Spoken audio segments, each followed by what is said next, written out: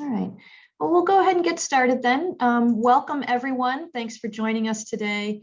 My name is Laura Anderson, and I am with the Franciscan Peace Center, which was created by the Sisters of St. Francis of Clinton, Iowa, to live out a mission of active nonviolence and peacemaking. We're excited to have with us today Mr. Eli McCarthy, PhD, who will be answering some questions. I've asked Eli to share with us a bit about the important work he's doing in the study and practice of nonviolence and about some of the exciting movements that are emerging. We have muted all of our attendees in order to minimize distractions, as I've said. We will save some time at the end of our event to allow for questions and comments from the audience. During the event, if you think of a question you'd like to ask, please enter it in the chat box. The icon for the chat box is at the bottom of your screen. And my colleague, Lori Freudenberg, will be collecting the questions and help us to get to as many of them as possible. The event is being recorded, and afterward, we will post the recording online. You'll be getting an email so you can watch it again if you like, or to hopefully share with others who might have been unable to attend. So Eli McCarthy is a co-founder of the DC Peace Team and has led training sessions in nonviolent communication, restorative justice, and bystander intervention, along with providing unarmed civilian protection deployments. He is a professor at Georgetown University, where he teaches justice and peace studies. His most recent book is entitled A Just Peace Ethic Primer, Building Sustainable Peace and Breaking Cycles of Violence. He has also published numerous journal articles, such as Truth and Reconciliation Commissions Toward a More Just U.S. Society, and Will You Really Protect Us Without a Gun? Unarmed Civilian Peacekeeping in the U.S. From 2012 to 2020, he also served as the Director of Justice and Peace for the Conference of Major Superiors of Men, which is the leadership conference of all the U.S. Catholic men's religious orders. This enabled him to direct advocacy and strategic campaign leadership experience influencing U.S. policy. He serves on the steering committee of the Catholic Nonviolence Initiative, which is an exciting project of Pax Christi International. Eli has been formed by multiple trips to Haiti, working with people who are poor, working with people living in the streets in Boston and DC, and monitoring the Palestinian elections in 2006 with Nonviolent Peace Force. So welcome, Eli. I'm going to start off with just a few questions about yourself in general. You're obviously a busy guy. In addition to your writings and teaching at Georgetown, you are constantly involved with training sessions. I just mentioned a few of them, as well as restorative justice, anti-racism, nonviolent communication, active listening, self-compassion, finding forgiveness, and so much more. In addition, you've also been active in policy advocacy, both in the city of DC and for the nation as a whole. So I don't know when you eat or sleep, but you refer to yourself as a nonviolence animator. Could you explain what that means? Yeah, wonderful to be with you all. Thank you so much for this invitation. It's a real honor. I've been really appreciative of all the ministry and witness the Clinton Franciscans offer to the community and the church more broadly. So it's really a joy to be with you today. So animator, I guess what I mean by that is I try to do what I can to kind of breathe life into the way and practices of nonviolence, in our church, but in our broader society. And, this is about kind of like stirring the energy and the activity, like illuminating the practice with an insight or a way of being, kind of helping to connect and mobilize and advocate for nonviolent ways of living and engaging conflict. Okay. So in your life experience, what are some of the things that have shaped your views of humanity and the power of nonviolence? What led you to nonviolence? Yeah, there's been a number of kind of pivotal moments and patterns. I think initially it was having my own experiences of conflict in my family, having parents kind of go through some of their struggles, their eventually a divorce that I experienced, and just kind of hearing arguments as a youngster and kind of wondering about how we can make peace better and essentially how we can love. And out of that, I kind of grew an interest in psychology. My undergrad major was psychology, trying to figure out relationships, but that ultimately led me to deeper questions about philosophy and the meaning of life, and then theological questions about God and kind of living that adventure. So when I finished my undergrad with a major in psychology and minor in philosophy, I spent a year with a theater group, and we traveled the U.S. kind of sharing stories about service work and mission work and raising money to do some of that work in Haiti. So after 4 months of musical review shows around the U.S., we ended up going to Haiti for 5 months, and that's where I really encountered a kind of deep poverty in terms of material resources that I'd never seen, but also a really deep joy in people who had what seemed to be very little material access to material resources. So out of that experience, my prayer became a lot more contemplative. I started to be aware of structural injustice or structural violence in terms of the distribution of resources. And I moved to Boston and did a master's in theology, and encountered people like St. Francis, and was really moved by his story of being close to the most marginalized, being willing to kiss the leper, not just welcome the leper, but that kind of intimacy with the outcast of the community. And soon I kind of learned about Gandhi in my doctoral studies in California at the Graduate Theological Union, and Abdul Ghaffar Khan, the great nonviolent Muslim leader who created the first nonviolent peace army, which is essentially tied to what I'm doing today with the DC Peace Team.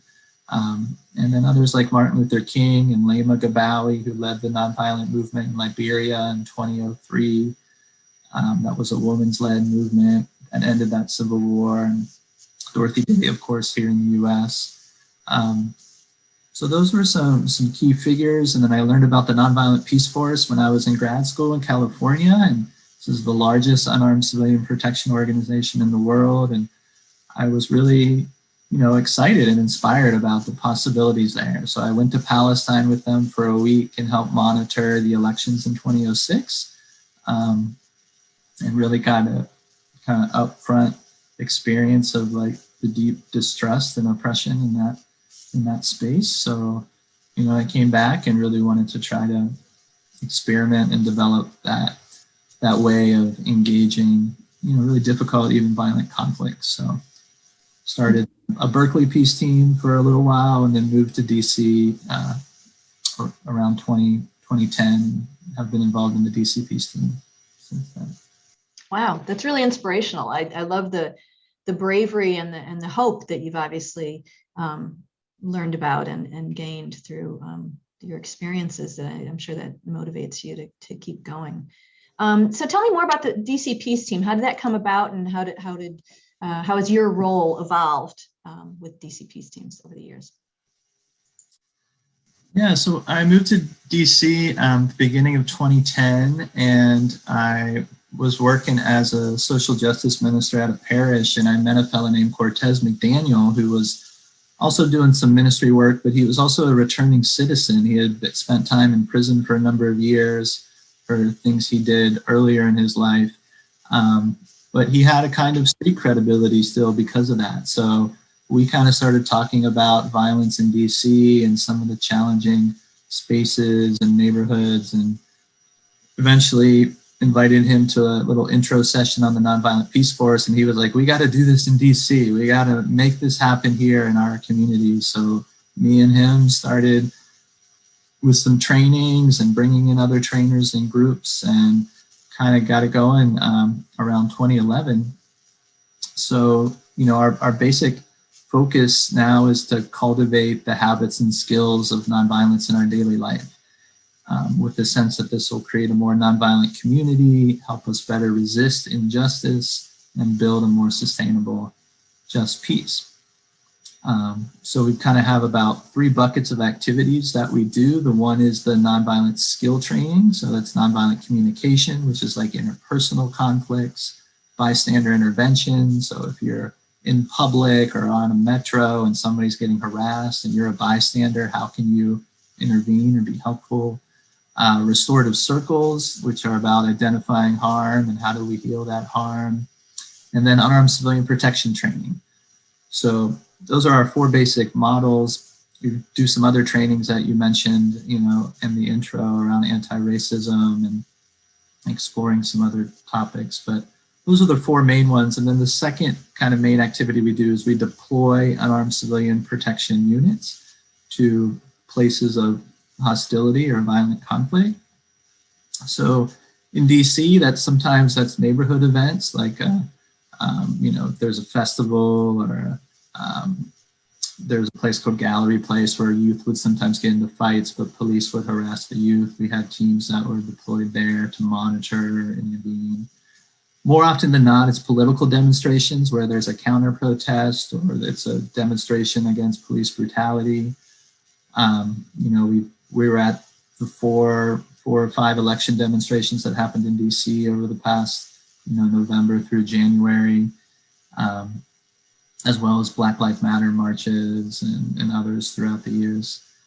We've been over in Tijuana and San Diego doing immigration demonstrations, kind of providing part of the safety team there.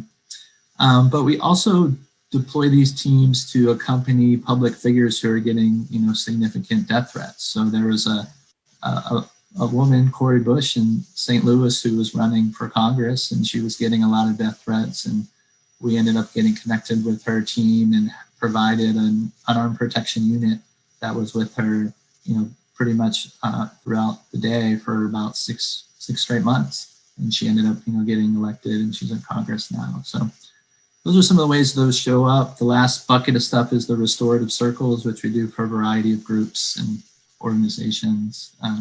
I can give you one quick story about the elections. On January 6th, which was the day, when the Capitol was stormed, we were out in the streets near the White House, near Black Lives Matter Plaza, kind of accompanying the people who were local activists or organizers or just, people who are more at risk kind of in the street.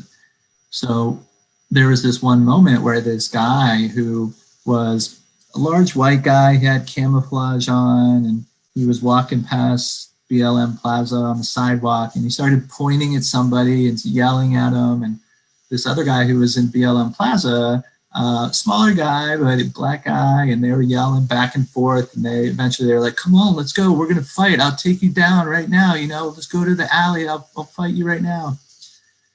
So they started to get closer. They went out into the street. They're about 3 or 4 feet away. And the white guy pulls out this big knife. This is long, curved, black knife. And he's like, "What are you going to do now? What are you going to do?" And the other guy's like, oh, well, I got something too. And they're right on top of each other.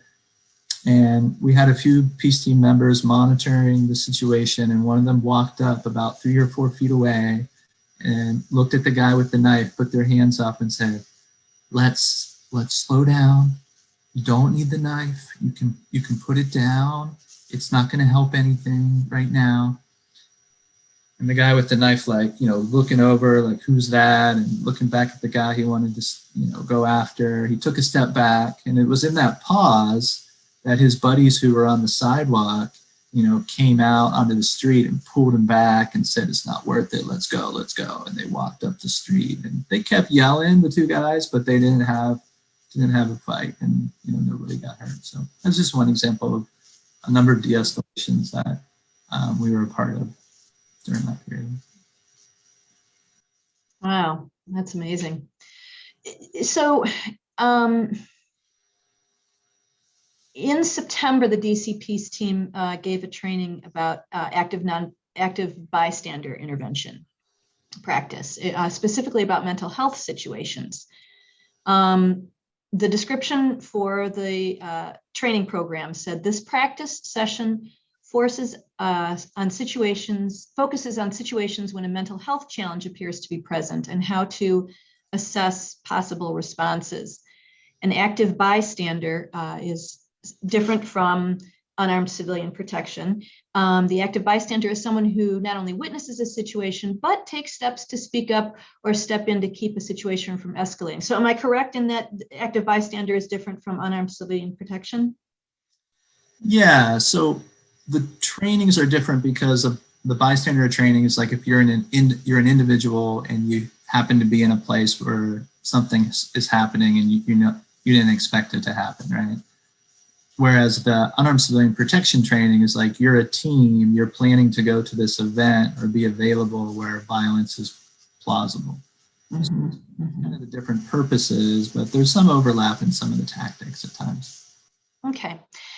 So in this specific training, you were talking about mental health situations. And so you were talking about steps that can be taken to speak up or step in to keep the situation from escalating or disrupt a problematic situation.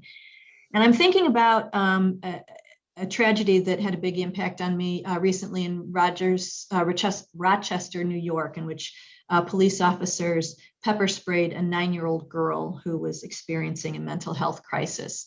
When we hear calls to defund the police, are there ways that we can use unarmed civilian protection to better address situations like this and avoid such egregious outcomes?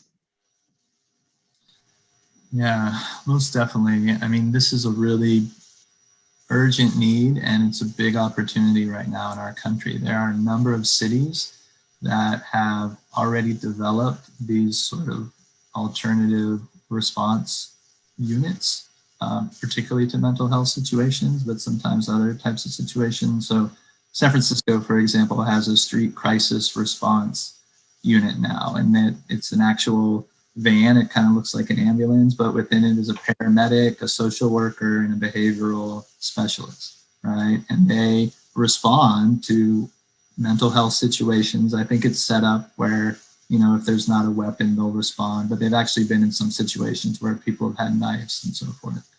And they also kind of move around the streets where things are more likely to happen, that kind of thing. So that said, there's a number of cities that have already developed this, right? And we have Cahoots, which has been in Oregon for, I think, 20 years or so. So in terms of unarmed civilian protection, like, we have these existing programs, so we want to sort of try to scale these up. But the other pieces that I think could be complementary is kind of having one track of really robust skill training for the community, right? That the community starts to feel more capable to deal with a variety of conflicts and more imaginative about what others might be able to do for a variety of conflicts. So some of the skill training, we've already mentioned. The other piece, which I think is critical, is having a really robust set of restorative circles in the community, whether it's at the schools or at the religious spaces or just the community centers. Like, this kind of regularized practice helps us to deal with harms that happen and sort of start to heal them. So it makes more destructive conflict less likely. And it also prevents kind of cycles of violence, after something kind of happens. So those are a couple of critical pieces. And then the defund the police thing is also about investing in marginalized communities, right? So that has to happen as well. Now the UCP, maybe more specific thing, is that you could have neighborhood safety teams or community safety teams of people from that community who are trained in these kind of de-escalation tactics. And we can walk through the tactics if we like, but they would be available to respond to all sorts of conflict that might happen in the community, right? There could be a hotline just for them. Often these are people who have street credibility or credibility in the community, right? We sort of have a model of this in Cure Violence, where they're hiring credible messengers to try to prevent shootings and homicides. Like, that's in Chicago, New York, Baltimore, DC. So you can combine that kind of insight of credible messengers with like a more regular standing kind of neighborhood safety team that doesn't just deal with shootings and homicides, but can be responsive to different types of conflicts between youth or families and so forth. And those can all function to kind of build up the community capacity to rely less and less on armed kind of policing. It reminds me of volunteer fire departments that we used to have back in the day. And I love what you said about enabling ordinary residents to making people aware of more creative ways of solving conflicts. Now, I thought something was very interesting that you said in an interview with Sojourner magazine back in November when you were talking about the election day violence. And this is election day violence, not the Capitol insurrection. But you said that we're really clear that we recognize constructive conflict, that conflict can be healthy. It can help us grow. It can help us get new insight. And it is part of the social justice work that hopefully we are all a part of. We're not here to stop the protest, to stop people yelling or getting angry or getting really intense. We try to interrupt when dehumanization starts to really increase. So can you expand on that a little bit? In what ways is conflict unavoidable and perhaps even necessary to develop a more healthy society? Sure, yeah, this is a really important kind of orienting theme to our work and unarmed civilian protection in general. As you kind of mentioned in the quote, like we're not trying to perpetuate a habit in our society of either avoiding conflict on the one hand, where we just want things to be quiet or calm. Sometimes that shows up as orderly. But on the other hand, more destructive conflict is when we try to dominate other people in a conflict, right? Whether it's somebody I disagree with, or it's that group across town, or it's that group of countries called the axis of evil, or whatever we kind of describe them as, right? So we're trying to kind of get beyond, sort of transcend the avoiding of conflict and the destructive conflict that dominates. So this is a kind of assertive engagement. This is, I think, essentially what nonviolence is about.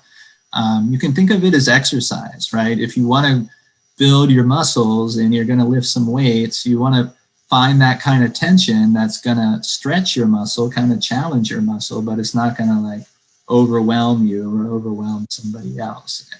So it's you kind of engaging a sort of tension, a constructive tension. Sometimes this can show up in being willing to have difficult or courageous conversations about different topics, but it can also show up in nonviolent resistance campaigns, right? Martin Luther King was really apt on this, where he was talking about uncovering the deeper tension so it can no longer be ignored in society, right? So it's not avoiding the conflict or the tension, it's uncovering in a way that we engage it so that we can all sort of grow and become better, right? So that's kind of the idea. So, you know, when it comes to being on the streets at these demonstrations, you know, some people are angry and they're yelling, and often that's about an actual injustice. So we're not there to like sort of worry about their tone or their language per se. We're there to try to protect people and usually, you know, physical harm becomes more likely when dehumanization increases. So when the name calling and the put down and the otherizing like ramps up, you know, then we might either intervene with a distraction or a check-in or sometimes even interposition if that becomes necessary. So that's kind of what we mean by constructive conflict. And it's particularly important when there's people who have experienced a lot of oppression and marginalization, you know, Blacks or people of color or indigenous, to be particularly careful about trying to contribute to the space where that kind of constructive conflict is possible, and not to try to kind of tone things down, so to speak. Interesting. Okay. So in this past January, when the angry mob tried to storm the Capitol, it was a group of people who were unhappy with the results of the presidential election. Conversely, almost 4 years prior, in January of 2017, when American women were similarly unhappy, well, not just women, but in this particular instance, women who were unhappy with the results of the 2016 presidential election, over 500,000 women organized and held nonviolent marches across the country. And although it took almost 4 years to accomplish, this could be seen as an example of how nonviolent movements can be so much more effective, instead of just storming the castle like these folks did. So let me ask you this: is it not true that nonviolent methods of bringing about systemic change could be used by anyone? So, like, for example, is it conceivable that this angry mob of Trump supporters could have used nonviolent methods to get their point across or achieve their goals, and would it have been effective? Yeah, it's a really fascinating question, right? And this is a gray area. There's a lot of nuance in this. It's not particularly kind of one way or the other. I think it is important to note that anyone can use sort of what I would call less violent tactics, right? Anyone could use a sit-in or do civil disobedience and risk arrest. That group at the Capitol could have used those particular behaviors, but that doesn't necessarily make it a nonviolent campaign or a movement, particularly if it's not tied to truth and to justice and to empathy. So, what I find more helpful is to kind of acknowledge nonviolence as a virtue. That is, it's a habit that helps us sort of actualize or draws our adversaries closer, and it sheds light on our ultimate unity as well as our equal dignity. So when campaigns take seriously like the dignity of all people, trying to cultivate empathy within and between, and kind of processes for reconciliation along with restorative justice, then I would say they are more consistent with nonviolence. Those would be some things I would try to be attentive to. But, in nonviolent campaigns, it's always a mix of different people, right? Some people are involved because it's like, oh, this tactic of boycott's really going to work. It makes a lot of sense right now, right? And others are like, this is a way of life. This is how I live my life. This is just another expression of my deep spirituality and integral commitment to nonviolence. So that shows up often in these campaigns, and, whichever one of those kind of approaches tends to predominate, I think has some important impacts in the short term and the long term. But, we've got research from the book Why Civilian Resistance Works, which shows that nonviolent campaigns are at least twice as effective as violent campaigns, just in terms of accomplishing their political objectives. And then when you look more long term, what they did was they looked at durable democracy, which is a little longer term set of indicators. They found that nonviolent campaigns were actually 10 times, at least 10 times, more likely to lead to durable democracy. So it's a pretty significant gap in terms of effectiveness, short term and long term. And I think if we start to go deeper into sort of this virtue-based approach, I think we could perhaps even increase that gap. Okay, thank you. One of the things that you talked about in the past was encountering the marginalized, it made me think about people that I see, for example, on Facebook, who become angry. They get into texting angry messages back and forth. And finally, the one person will say, I'm just going to block them. I can't deal with them anymore. And I understand that, because we all need to have boundaries, but it also makes me sad because it closes the door to any sort of communication, and it writes them off as not worthy of dignity or respect. So at that point, I need to ask, do I have to give these people who are being aggressive, do I have to give them an opportunity to speak their mind, even if it hurts me to hear it? So I think it really depends in an important way. The one aspect that it depends on, for example, is for some people who do this, who kind of, block people or cut people off, it is about closing off divergent opinions and not wanting to take a serious kind of critical look at one's own way of thinking. So in those circumstances, it's often a missed opportunity. And I think it's less about a duty to listen and more about an invitation to grow. However, for others, this is more about trauma, and that certain views or ways of expressing those views stimulate past trauma or present trauma. So in that case, creating healthy boundaries are important, and creating those on social media is one way to do that. So I think there's an important distinction depending on who's involved in the situation. I wish we could have unarmed civilian protection in social media.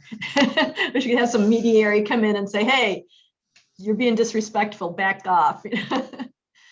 Yeah, we've talked about that in our bystander trainings, and we actually have a trainer who's working on developing a training just on social media interventions. Yeah, because there's certainly a lot of violence just in language. You also do a lot of work in restorative justice, which you mentioned, and it seems to be a way of closing the circle when harm has already taken place. Can you tell us more about your work with restorative justice, and what does that mean? Why is this concept so integral to a holistic approach to nonviolent conflict resolution? Yeah, restorative justice is really an amazing practice, and there are so many people and organizations that are really starting to scale this up. So essentially, it's about identifying the harm done to the relationship, and how do we heal that harm together, right? And it's bringing in all the key stakeholders. Sometimes it can be kind of survivor, offender conferencing, or family conferencing, or a broader set of stakeholders in peacemaking circles, or even truth and reconciliation commissions for major human rights violations. So it's really a needs-based approach, which goes back to like the method of nonviolent communication. In other words, it looks at what are the actual needs of the survivor, of the offenders, and of community stakeholders, and what processes will actually get us closer to meeting some of those needs. So for survivors, it's often getting the truth of the story, or acknowledgement about the harm, or some form of restitution or empowerment. For offenders, they have particular needs too, that ultimately, the closer we get to meeting those, the less likely they are to do that kind of harm again in the future.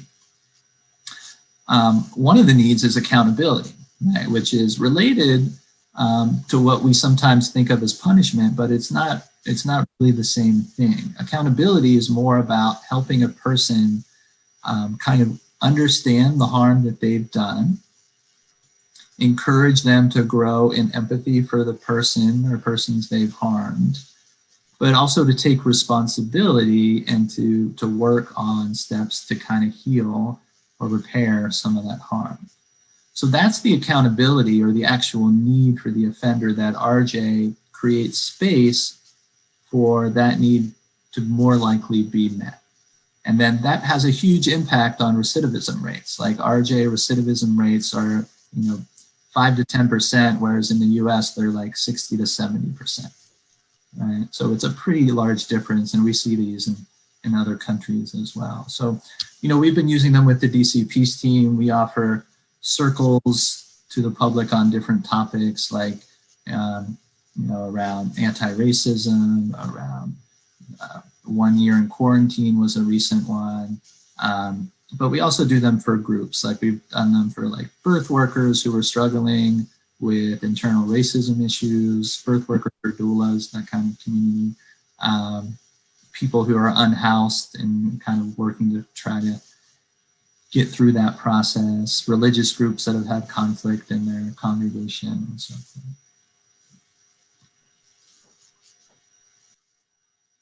Okay, thank you. I'd like to spend some time talking about the Catholic Nonviolence Initiative, which is a really exciting movement. The Catholic Nonviolence Initiative, as I mentioned earlier, is a project of Pax Christi International. It affirms the vision and practice of active nonviolence at the heart of the Catholic Church and is committed to the long-term vocation of healing and reconciling both people and the planet.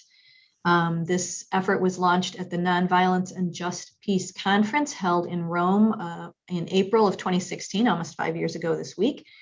And it's co-sponsored by the Pontifical Council for Justice and Peace, which is now a part of the dicastery for promoting integral human development, and Pax Christi International and other international bodies. So can you explain a little bit more about how you came to be a part of this initiative and tell us about what the movement is hoping to achieve? Yeah, happy to. Just one other thought on that last question about how art connects with nonviolence. I mentioned it was sort of a similar needs-based analysis, but we also think, and this connects to the Catholic Nonviolence Initiative, really trying to illuminate nonviolence as a positive reverence for dignity and life. So restorative justice is much more consistent with that kind of reverence for the dignity of all people involved compared to like a more retributive justice kind of approach. And like nonviolence, restorative justice is critical to helping us break these cycles of violence. So the Catholic Nonviolence Initiative, kind of formally began around 2015-16. We had a conference at the Vatican in 2016 with about 80 plus Catholics, people living in violent conflict zones, other activists, theologians, bishops, religious, and so forth. And really one of the really critical things that came out of that period of reflection where we were focusing on how can we deepen the understanding and commitment to nonviolence in the Catholic Church was that people in some of these violent conflict zones like Iraq and Colombia at the time and Philippines and South Sudan and so forth were saying to us and to the church, like, we need to do better in our nonviolent responses. Like, we need to get beyond sort of just relying on ways of thinking that kind of tell us when violence might be okay or not. And we need to get into that creative space, a broad range, broad understanding of nonviolence that actually helps us get to these root causes, break these cycles of violence, and so forth. So it was out of that, that Cardinal Turkson was there, and he had this idea of having a World Day of Peace message on nonviolence. So we helped provide material and draft for that, and that came out in 2017, which is a pretty profound document from the Pope. One of the first ones we've seen at that level, just focused on nonviolence. So after that, Turkson encouraged a number of dialogue sessions. We had probably 15 to 20 university events in the US. There was an event at the UN, regional events in Africa and Latin America. And then eventually we developed these virtual roundtables on different critical topics like theology of nonviolence, a new ethical framework for nonviolence and just peace, the power of nonviolence, how to integrate nonviolence across the church, and so forth. So that was people from all around the country or all around the world for about a year met on those different topics, and they created this material that turned into a 2019 conference at the Vatican, where we met with a broader set of leaders and bishops and so forth. And that turned into this book, Advancing Nonviolence and Just Peace, which just recently came out. And now there continue to be a number of committees that are kind of working on this. So there's global committees, and then some, like in the US, we have some of our own committees. So like Committee on Education, Advocacy, Parish and Lay Community, Bishops, and Theology. And they all have sort of a set of objectives that they're working on. Right now we're really focused on the Laudato Si action platform, which is like a 7-year plan coming out of the Vatican. And what our folks have been trying to offer is to show how really having a Laudato Si future is integral to growing and committing to nonviolence, right? And that the objectives that are developed under that sort of platform all sort of intersect with nonviolence and could be enhanced by kind of this lens of nonviolence. So we sort of have a document for different sectors to use as they develop their own objectives for, as a diocese or a religious order and so forth. So that's sort of how it came about. I'm working on the kind of educational space. So we're trying to work with universities to develop peace studies programs or nonviolent studies programs, to have courses on nonviolence, to have majors or minors in our master's degrees programs. And we do a number of trainings, nonviolent skill trainings at universities like University of Dayton and Seton Hall and San Francisco and so forth, Georgetown. That sounds really comprehensive. Yeah, it's pretty amazing to work in this kind of global space where you just have voices from so many different parts of the world, trying to contribute and offer their perspective. And, there's a lot of energy around it. We have a U.S. Catholic Nonviolence Initiative working group. So if people want to get involved, we meet monthly. We have some of those committees here in the U.S. that are working on those pieces. We have an action guide for individuals or institution on the website nonviolencejustpeace.net, which also has been just last year, and again this year we'll be promoting the Catholic Nonviolent Days of Action, which is September 21st through October 2nd. And folks can kind of stay in touch by either signing up for the Pax Christi USA e-letter or the Pax Christi International e-letter to get more of a global updates. Awesome. And so while the Catholic Nonviolence Initiative is just a Catholic movement, the movement towards nonviolence is clearly not limited to people of the Catholic faith or of any faith tradition. But why is the Catholic Nonviolence Initiative so important to this movement towards nonviolence overall?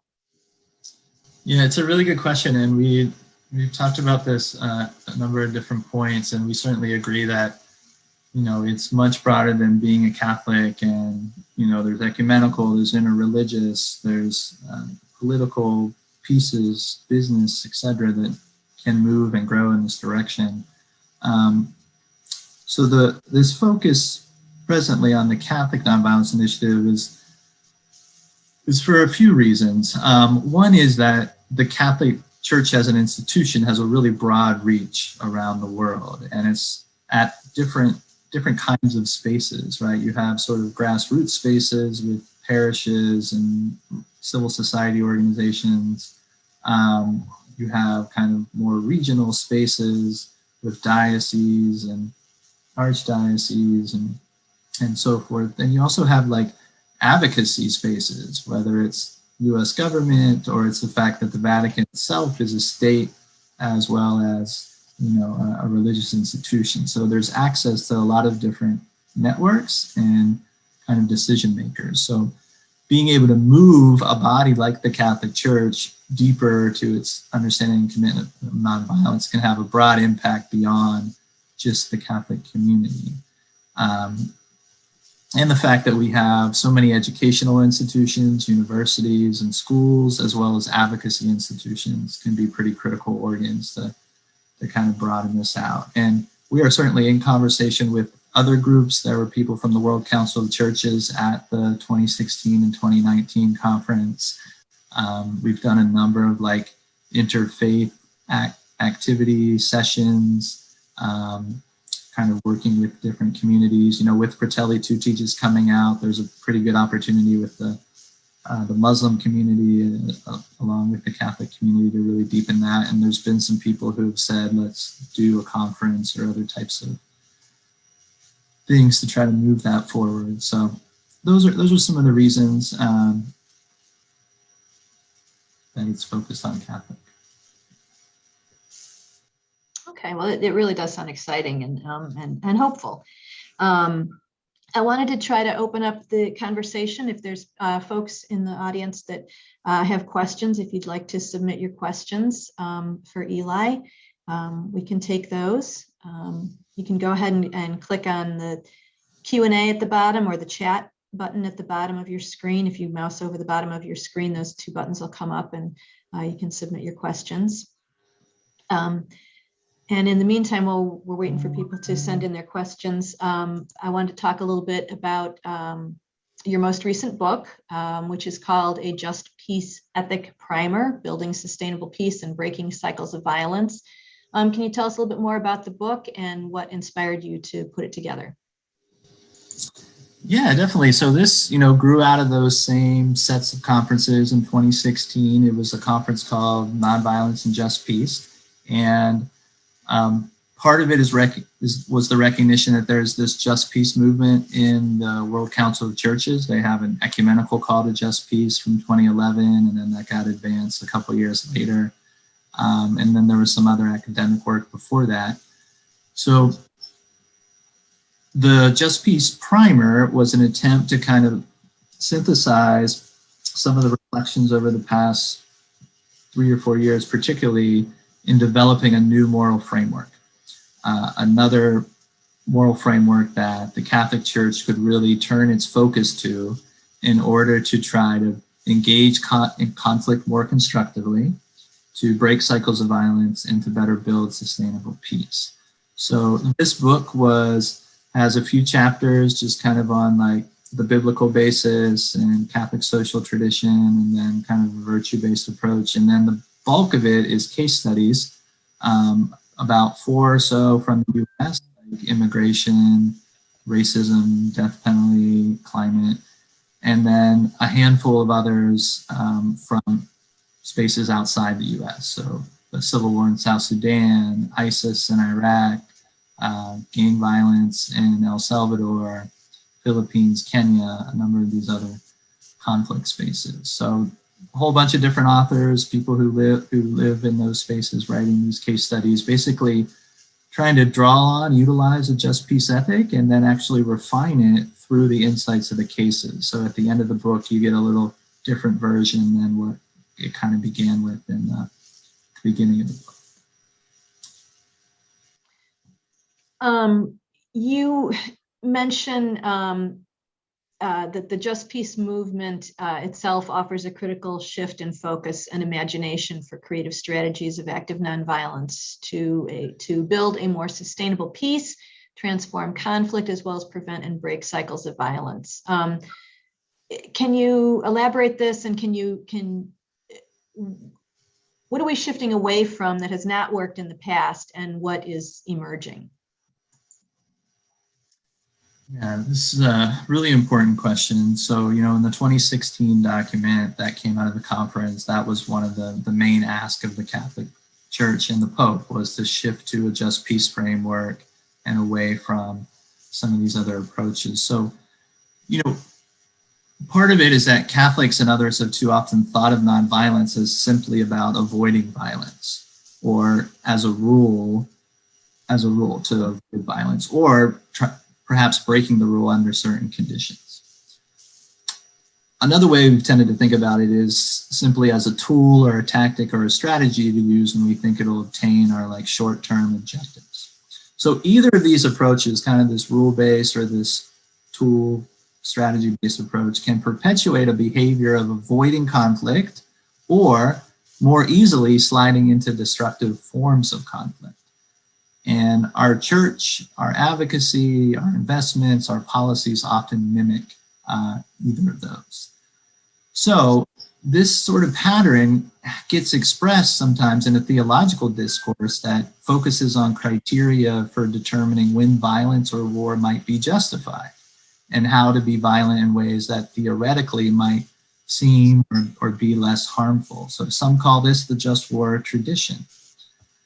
So even if there are some, good intentions within just war discourse, which of course there are, it still has some significant limits and problems. So in other words, even when things seem like they might be a justified use of violence or war, it still gets us stuck consistently in cycles of violence, whereas a just peace approach is going to do a better job of kind of breaking those cycles of violence. Just war fails to address the root causes of violence and kind of build a more sustainable peace. So just peace will help in that area. Just war still can often enable structural and cultural violence because you have to continue to prepare for those just wars, which in the US brings a lot of military investment and money, resources away from other needs, as well as the cultural violence that goes along with it in terms of like the propaganda about war and sort of all the glorification of those who win wars and so forth. So that can function as cultural violence, which shows up not only in our policing institution, but other types of violence in our society. So the just war also fails to form us as courageous nonviolent peacemakers, where just peace would do a better job at that kind of formation process. The just war tends to be inconsistent with human dignity and ecological care, whereas just peace can be more consistent with those. And, in Vatican II, they actually came out and said our goal should be to outlaw war. We should strain every muscle until we outlaw war, right? And if we keep drawing or focusing or even drawing on this just war paradigm, it can obstruct that goal to outlaw war because it signals there may be that war that might be just, right? Whereas just peace provides a framework which makes it more possible that we might actually be able to outlaw war at some point. So those are some of the limits in our tradition that we're trying to kind of get beyond and kind of shift the focus of the church towards nonviolence and just peace. That's great. It makes perfect sense when you lay it out that way. Hopefully we can move towards that. We do have a couple of questions that are quite different. One of them, the first question that came in says from Sister Ruthie Westmoreland says, if you were asked to advise the judge in the Derek Chauvin case, if found guilty, what might you say to him?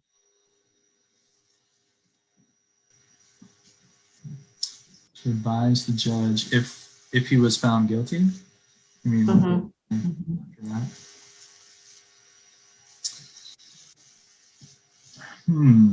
That's a really interesting question. Yeah, I mean, I guess some advice might be for the judge to do what they can to help